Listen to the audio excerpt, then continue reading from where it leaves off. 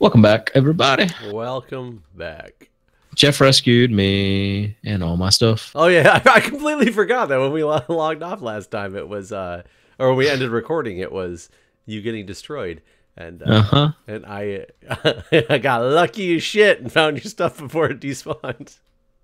Yeah, pretty much. I don't even know where I was at anymore because I just frantically ran through all the. I don't know where I was at either, like to get here. But this cave, there's a lot of darkness still left. Like, yeah, well, I was in an area about to approach darkness, and I left it behind. I just don't know where it was at, but there's plenty more. So I'm going this way where it's dark. So okay. I completely pissed off some people today at my hospital.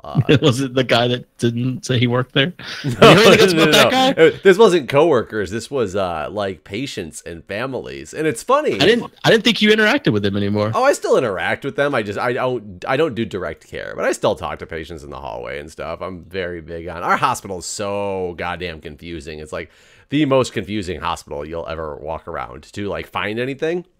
So constantly. Okay, so you technically probably didn't have to talk to these people is what you're saying. Well, in this case I did, and I'll explain why momentarily. But my hospital, they try to push an orientation. I don't know if they do it as much anymore because I don't see as many of the newer people doing it. It's more of the older people doing it, and I feel like you should do it anyway because when a person's in a hospital, no matter what, if they're there shit, hold on, you have all the food. I think you got it out whenever you collected my stuff. I very well might. Hold on. Yeah. Oh wait, no, I have 7 chicken. Okay, I was gonna say I thought I tried to split it up. I actually don't have that much left. I have 14 chicken and 8 fish. You need some more? No, I think 7. 7 should probably do. Hopefully, doesn't take a lot of damage. But our hospital is so confusing. You always see people like patients, families, anybody just there for an appointment.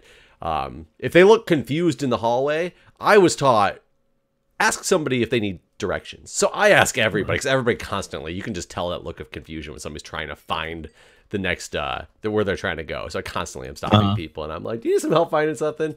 And of course, like every day somebody tells me a place they're going to that I've never heard of. So I learn something new every single day, and I've been at this hospital for 10 years. Like Willy Wonka's factory or something. Oh, dude, it's crazy. Our hospital is insane. It's multiple buildings, multiple wings of buildings. Then when you deal with the ambulatory side, the physician's office building is like 2 different towers that are numbered in a way that people often are in the wrong tower trying to go to their appointment because there's no real good signs that tell you when you get an appointment with a doctor, for some reason they're not good at telling people like North Tower versus South Tower, or if they do, they don't make it clear that there's 2 different towers and they're just like looking. They get in the first elevator they see, they go upstairs and they're like nothing around here is where I'm supposed to be. But so I interface with people all the time, just not from a direct care perspective. Right. Well, today we had something called a code pink. What is that? A code pink is a quote unquote a baby kidnapping. Oh no. Well, and here's the deal. We have code pink drills a lot. You said you don't know if they're drills or if they're real because you're always supposed to do the same thing. And code pinks are the one drill. Like if the fire alarm goes off, good luck watching people walk out the door. Like they try to stick around their office and things like that. Everybody assumes it's a drill or it's popcorn in the microwave, and people don't fucking leave. And it's terrible, but that's the truth. Code Pink. So if the house ever catches on fire, people are gonna die, basically. It's a good possibility. Well, ignoring the fact that a lot of patients can't physically move out of there, so it's all about horizontal evacuation. What is the procedure there? Does it get patients out first? Well, it's get patients. It's get patients. It's rescue, alarm, contain, extinguish. The acronym RACE. That's what you have to know for. RACE doesn't sound like the right acronym when it comes to fire response. Sure it does. No. I went to school. I've done fire alarms. RACE is the last thing a teacher will ever tell a child to do. RACE. But so it's in a hospital setting because of what you deal with. There's actually, like I said, there's vertical evacuation versus horizontal evacuations. And a lot of people don't realize that because when you're dealing with hundreds of people at the hospital who are bedridden and unable to move, you know, you'll get the people who are ambulatory, you'll get them to try to move out of there on foot to somewhere safe. But a lot of times you have to take people on stretchers. You can't be taking granted, you can't take the elevator in a fire, quote unquote, but if you have to take the elevator in a fire, you have to take the elevator, you know, in a fire to get some of these people, but you still wouldn't have enough elevators to get all these people on stretchers. So you do horizontal evacuation too, and just because, you know, the third floor is on fire, if it's one end of the third floor, move them to the other end of the third floor until you can figure out what's going on. And, you know, it's, you know, there's a lot of different types of evacuations that happen in a fire. And we've had to do horizontal evacuations before when, like, there was electrical outlet, like, caught on fire and you had to move everybody off of a unit, or when I was in the ED once and the outlet started sparking and we had to move people out of certain rooms because it was all smoky over there. So you do stuff like that. Not frequently, but I've experienced that, and it's never been a major fire. So I want to say that, hey, we did well, but did we really do well if it was a real major? Yeah, so if there's ever a major fire, people are going to die, basically. Yeah, probably. Yeah, it's kind of inevitable. With the fact that you have patients as well as the people who are stupid and don't move out of their office. Like the last time we had a fire alarm, and it was a legit fire alarm because actually something in the elevator room started smoking, so the smoke detectors went off. So there was a real fire alarm, but there was not actually a real fire that happened. We're on the floor. I'm in the sixth floor of this building on the where my office is at, and literally I'm making coffee. The fire alarm starts going off, and I'm like, well, shit. And a bunch of people opened their office door, looked down the hallway, and they said, oh, Jeff's a firefighter. Jeff, what should we do? And I literally stopped and looked at him, and I said, you get the fuck out of the building. And I said that to him, like, directly those words. I said, you get the fuck out of the building. And I think they looked at me and kind of realized the stupidity of their question. And then, like, you know, Greg grabbed their shit and left. Like, why don't you stay in your office and hope for the best? Like, well, it depends. Did you finish that proposal I need from you? You know, it's dumb. But Code Pinks, on the other hand, people jump in. The protocol for a Code Pink. Code Pink, it's called. You go to the nearest hallway that anybody would possibly be going down, and you stage. And so, what do you mean by stage? You stand there waiting for someone to come by? You stand there, and you don't let people go by without making sure they don't have a baby or, you know, something with them. And so this is the one time that you'll hear a Code Pink get called, and within like seconds, you look out and the hallway is freaking like just there's just people like standing everywhere, covering exits. Like, people take that shit seriously. Like, it's a baby, you know. And it doesn't necessarily mean baby, but that's traditionally it means any missing child. Okay, so you don't let anyone with any kids go, basically. Yeah, you got to kind of figure out what's going on. I've never really had to deal with. You're not supposed to have children visiting in my hospital because of like flu stuff, but there always is children there. But I was about to say everyone brings the kids. But we don't have a pediatric ward either, so we're not dealing with the peds people as much. We're dealing with the infants. The peds. That's what they call them. They're peds.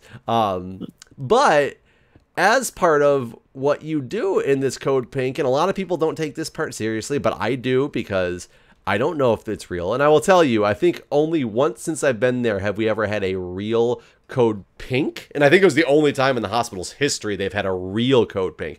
We've had Code Pinks called before. Sometimes it's drills. Sometimes it's because, or most of the time it's because, like, the nurse was transferring like a baby to either a different unit or a procedure and forgot to tell the person, and the alarm went off because the babies have little wristbands and or a brace or ankle bands on them. So when you go past these certain sensors, these alarms will go off, and so then they'll call it the Code Pink because the baby's not where it's supposed to be. And gotcha. And every other time has always been, it was just somebody neglected to appropriately inform, or they did inform and the person like didn't like turn the alarm off quick enough, and the Code Pink got called. I think once it got called, and it wasn't for a patient, it was a family visiting a patient had brought like a 14-year-old kid, and the 14-year-old kid for some reason thought it was funny and did this as a practical joke, hid from everybody because why would you do gonna that? be funny, and the family flipped out and like couldn't find their child, and so they ended up calling it Code Pink. And then the kid came out of like hiding. It was like, oh, haha, just kidding, you know, type of deal. So that was the only like real one I've ever heard of. So I don't know about today's, if today's was real, if it was a mistake or what, because we don't get that knowledge of that until sometime after the effect. But these people were, you know, a bunch of people start walking by in the hallway, and if they, I'm getting killed by this spider. Where you come from? Where you come from? And I'm stopping everybody that has a bag. I'm saying, you know, look, and I'm saying it just like this because I know it's like a terrible thing to do. I said, you know, look, I'm sorry. I don't mean to be intrusive. We have a Code Pink happening right now. Can you please open up your bag and let me look in the top? We just got to make sure that there's no babies coming out of this, you know, this place. And there's a couple of reasons. One, if the person actually is the person who stole the baby, they're going to get the fuck out of there as quickly as they can. They're not going to open my bag and let me see the baby in their bag. Right. But right. They're going to run. But that is what you're supposed to do. Like, we are allowed to do that in these situations. You stop and you do bag checks for people to make sure that nobody's leaving with a baby. Most people that you stop, for one, they don't know what a Code Pink is, and they'll say, "What's a Code Pink?" And you'll tell them, like, you know, it's a missing baby or a missing child. And I think this guy's after me. I don't know. He's after me. I looked at him. I was like, he's loud. And like a couple ladies, like, I stopped and they're like, "What's a Code Pink?" And I told them, they're like, "Oh my god, I hope they find the baby." And they like rip open their purse as quick as they can because, you know, it's a baby. Like, they just want the baby to be safe. But there was this one couple that came walking out of the elevator, and both of them had bags. And I stopped and I said, you know, "Excuse me, I don't mean to be, you know, invasive, but we do have a Code Pink going on right now, which is a missing baby. You guys have bags. I just need to check inside your bags and make sure that there's not a baby. Can you just unzip the top of it for me?" And the guy, it was like a couple, and the guy was like, "Oh, yeah, of course." And he like opens his bag up. But his girlfriend or wife or whoever she was that he was with was not pleased. Why? Because she felt it was an invasion of her privacy. And also, I can understand, like, it now looks like, and coincidentally at this time, there wasn't a bunch of people in the hallway. So there was a bunch of us workers standing in the hallway, but they were the only patrons walking around at this particular moment. So it looks like, from their perspective, I'm singling them out and basically telling them, I think that you stole a baby. And so this woman was not pleased with it, and she was like, "Are you serious?" And I'm like, "Yeah, I'm really sorry." I said, "We're checking everybody's bags because of this going on." I'm trying to be as cordial as I possibly can with this woman because I know how it looks. I would feel kind of offended if I walked out in the hallway of a hospital and somebody was just like, "Excuse me," like, and that I'm not wearing like a security outfit or anything. I'm a dude in, you know, slacks and a button-up shirt, you know, with happen to have a hospital badge on, and that somehow is giving me permission to search your personal belongings. Yeah, it does though. I mean, I wouldn't. You know what? I wouldn't question it. I guess I'm not in her camp right now. I'm in a different camp. I'm also not in her camp, but I can understand her camp. I can't. And I guess I can't. Like, if I enter a place like a hospital, I assume that, you know, things like my bags and stuff like that, it's like a school to me. Like, I'm now in a place where these sort of things can happen, and I just accept it, I guess. I mean, I think most people are in your camp, especially when you explain to them what a Code Pink is. Because, like I said, the babies. You'd say anything about babies missing. Yeah, the babies. You say anything about babies missing and everything else is out the window. Like, all my negative thoughts about you, we could be in the middle of a fist fight, and if they called the Code Pink, we'd be like, "Oh, shit. Make sure this baby doesn't get out of this hospital. You covered door A, I got door B," you know, type of deal. We'll fight after. Yeah.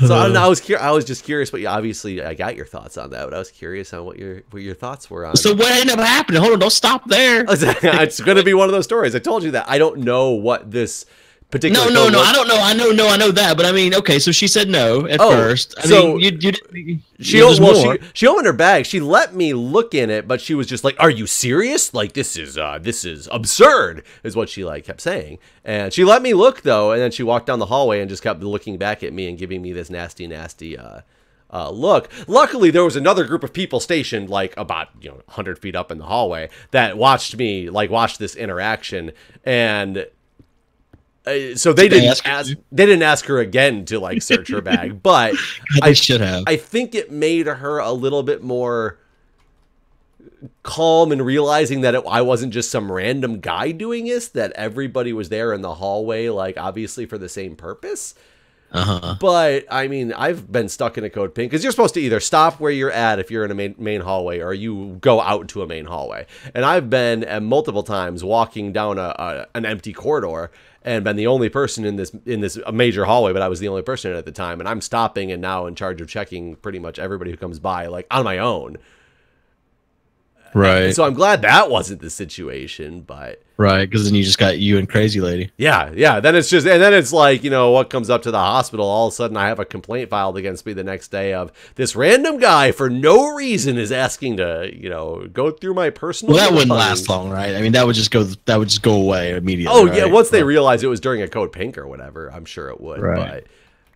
But then at the same time, you never know, because then depending on how far the story gets, PR is a big thing. And even when you're completely in the right, a lot of times there is saving face that happens by companies and there's corporations. not. That's not a thing. Nope, not at all.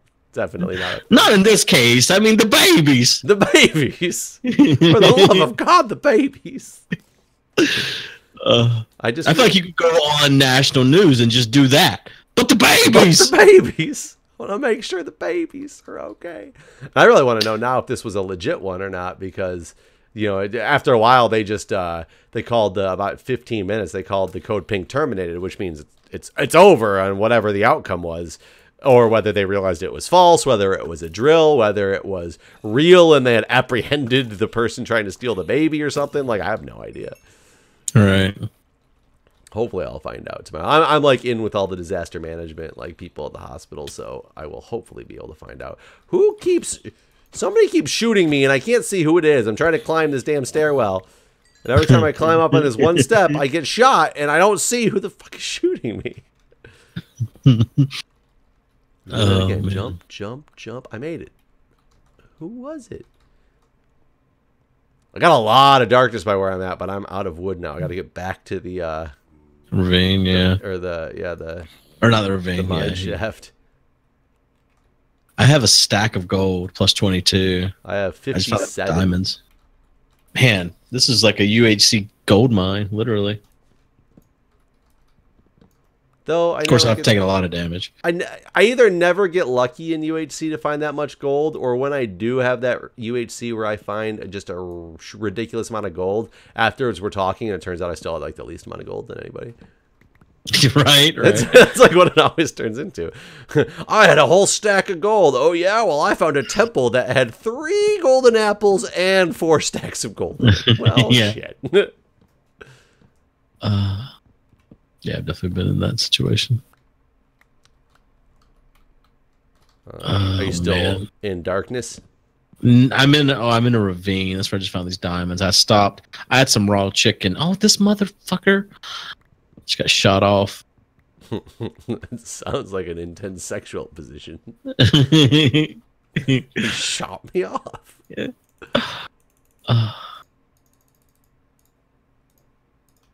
Okay. Another stack of torches.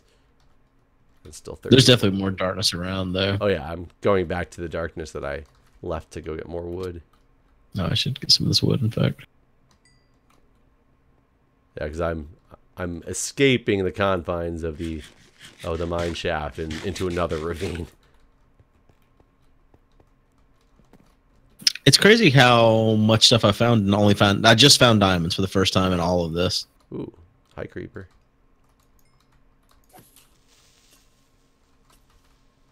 I don't like the way I'm in this cave that's got like multiple areas. So when I go fight one creeper, there's so much like behind my back that I'm not watching. Right. You should blow up at any time. That's how I died. Well, I mean, I wasn't watching I was looking above me, so that didn't help. But he just basically got completely up on me. I didn't realize it. I just saw a bunch of diamonds down here. Oh, nice. And red. That's really what we need. We should kill a wither at some point. It looks like at least 7, if not 8. Oh, and another set of diamonds over there. Nice. Get this covered. So, I lost 2 episodes. 2? I think I already told you this, but yeah. For anyone that's watching and wonders what happened to those episodes, I deleted them. Didn't want them. They weren't that good. I got real behind. Like we kind of went back and forth. Like you were behind, and then I was behind, and I didn't upload mine because I thought you were behind, and then I just forgot and did. Anyways, so when I did finally release all mine. I told you this already, but we can talk about it some more. I named I released 5 episodes like within an hour of each other, and I named them. The first one was named this, and then the next one was video, then really or the very. It was like this video is very late. Yeah, so that was the 5 videos.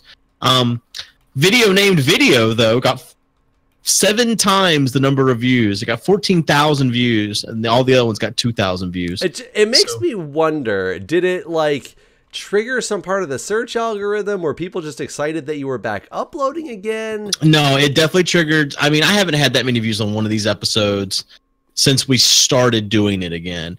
And not only that, like I went and looked at my analytics just to kind of see, and I gained a bunch of subscribers off of that video. I had a Green Day, not the band, but I had a Green just Day. One Green Day. One of the band. Single Green Day. But I did. I had a Green Day for the first time in like, I don't even know, a long time. Did you name it like Minecraft this, or was it literally... No, I mean I left the normal stuff, so it was like Minecraft, MindCrack. It wasn't just just named video. Right. Just the part after all that other bullshit that's normally there was video. So I kind of want to name every video now. Yeah, like I told you, I'm just gonna name my videos YouTube. YouTube. No other things, just YouTube. Will be called YouTube.